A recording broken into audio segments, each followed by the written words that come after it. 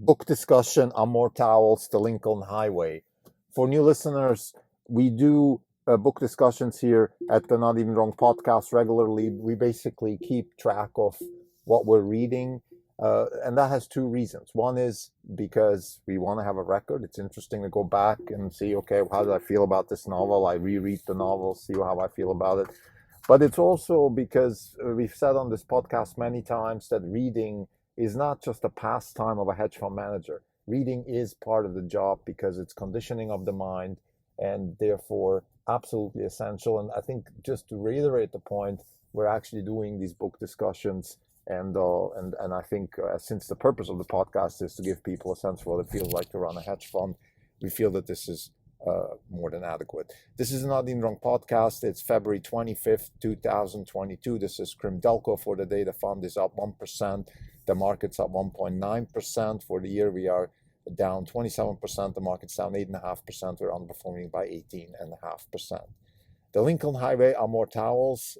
It's a great book. It's a fantastic book. I would say it's almost in the sort of league of Steinbeck when it comes to the actual narrative quality of the book. And what I mean with that is that the characters are incredibly simple and very powerful. And this is sort of the Steinbeckian art of mice and men comes to mind.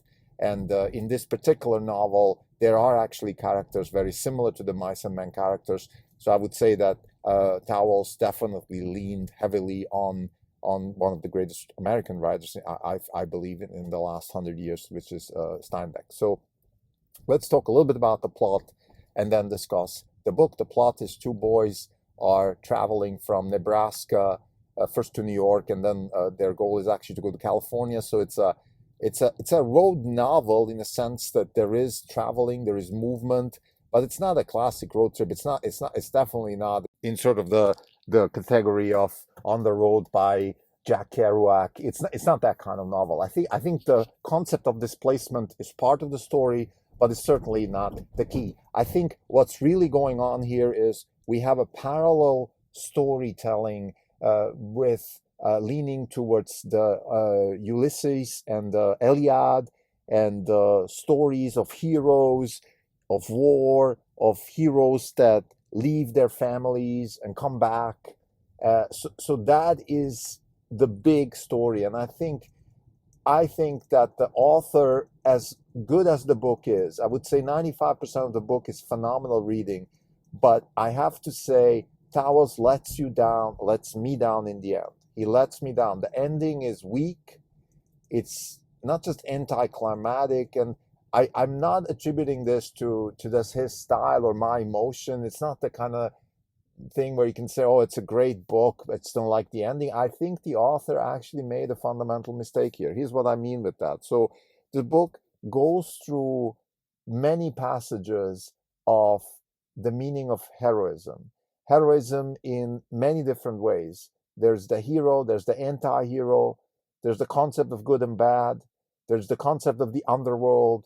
There are characters in the book that are always right, that know everything, and then characters that are sometimes fallible, but you like them. And then there's characters that are kind of the street smart types who certainly are not clean and kosher and all that, but you still have some sympathy for them because in the end, they don't mean bad. So there's a lot of characters and a lot of heroism, and actually some real heroism where people get saved from each other or from somebody else, and certain also scenes where, let's say, a guy takes a fist without replying just because that's what the honor code dictates. So things like that are going through the novel. And then in the end, there's this anti-heroic climax that really doesn't get the point, in a sense that there is a character in the book that you're supposed to like, and I'm not sure how Towles feels about that character. I personally don't like the character. And without giving too much away, there's a know-it-all small boy that is sort of knows everything and is constantly talking, and it's one of those characters that I don't feel like being comfortable around. But because he's a small boy, of course, you have to have this sort of, well, he's a boy, he doesn't know what he's doing kind of attitude. But then actually, towards the end of the novel, him and his older brother, who is sort of the hero of the book, actually do something very bad and end up, well, I don't want to give it away. So just doing something that I think is wrong, is bad, and absolutely not necessary. And I think in that sense, the book lets you down. But that's me. And again, maybe somebody else will feel better about this. But here are some of the key takeaways of the novel. Heroism. What is heroism? I think in this day and age, in this post-pandemic world that we live in here, particularly in California, where I think people, in my view, are divided into sheep and wolf. The people that follow, that don't criticize, that just do whatever they're told, sort of the typical characters of the Stanford Prisoner's Dilemma, Stanford Prisoner's experiment. And then there's the people that stand up and actually do something about it. And there are characters in this book that stand up. And then there are characters in this book that supposedly are heroes. And this particular know-it-all boy is kind of portrayed as a courageous stand-up boy. But in fact, he's not. He's actually a very pretentious, profit-seeking sucker that damages other people. So that's my impression. And I think the lesson learned is that you might on surface do the right thing, know everything, do everything right, and then still completely be wrong. And in that sense, I think Towles is also going deeply back to Dostoevsky and Tolstoy and The Idiot, for example, which is certainly the kind of book where you have similar characters that try to do right and then end up doing wrong. And I think this is definitely part of the story here. I don't know much about Amor Towles. I haven't done much research about this particular book. I usually read the book, then do my review, and then go and do some research and see what the author actually thinks about what they wrote and all that stuff. So I think there's definitely a heavy leaning towards The Idiot also in Dostoevsky's book, The Idiot. I think that the character here, though, there's several characters that fit into the idiot character.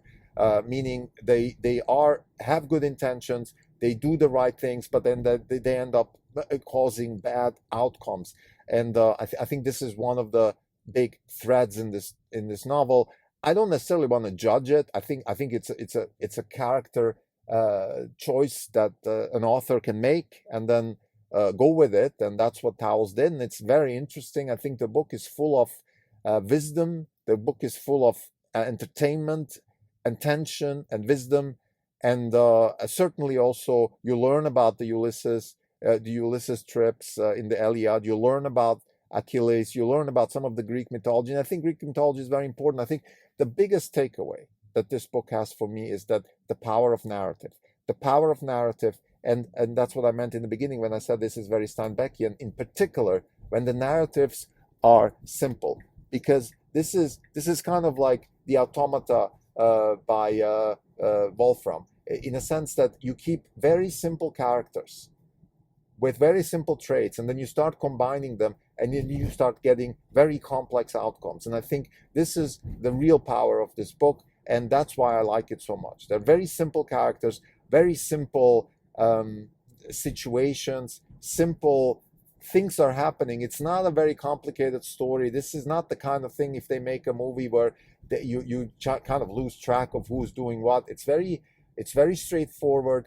The characters are straightforward, but when you start combining them, you start getting very interesting outcomes. I think this is very entertaining in the book and also very interesting, and it makes you think. And I think this is one of those books, like the Steinbeck books, East of Eden, Of Mice and Men, my two favorite Steinbeck books, where it really forms your mind. It really makes you think. It makes you reflect on things, and that's what the power of this book is. That's what the power of literature is. And I think in that sense, this book is an incredible addition to anybody's library. I would say, like I said, the end is a little bit of a letdown, but it's fine. I mean, that's the author's choice, and I think it could have gone.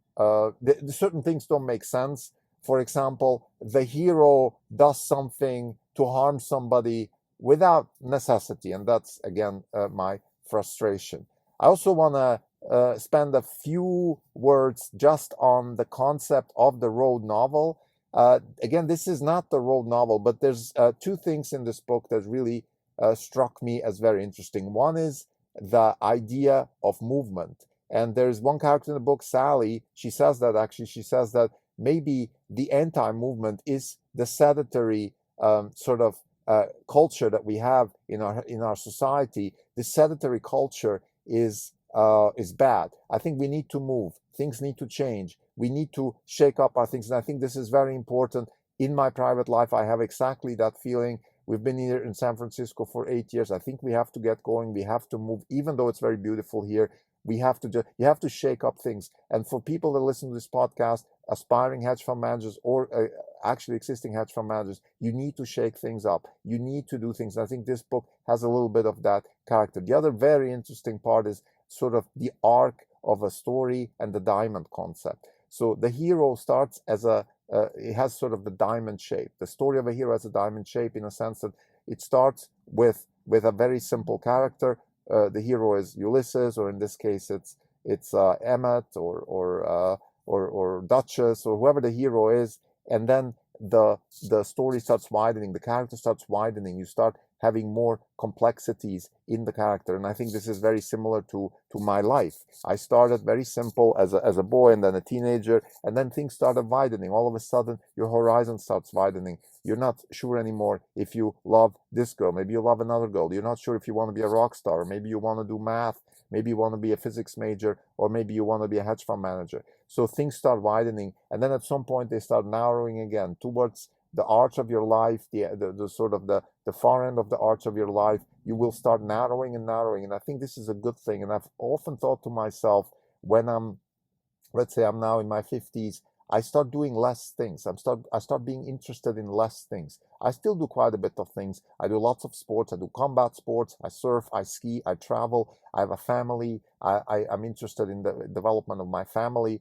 But those are sort of, I thought in the past I was doing a lot more things. And I think that's kind of what in this book Sally says with the arch and the diamond, that you start narrowing the hero. And what I mean with hero is just a character. It can be you, it can be a hero like in the Greek mythology. It doesn't really matter. The point is the character's story starts narrowing and starts becoming more and more pointy, in the sense that you start narrowing your life. And I think this is not a bad thing. This is how nature is supposed to be. This is how we evolve as a species. And I think, therefore, I don't need to fight it. I think I need to embrace it. And I think for anybody out there also, as far as professional interests are concerned, let's say we used to do a lot more things on the hedge fund side, and now we're a lot more focused on fundamentally new concepts and engineering practices. We look for companies that follow our natural Sharpe ratio, and we're not spending too much time anymore with all these other types of interesting companies.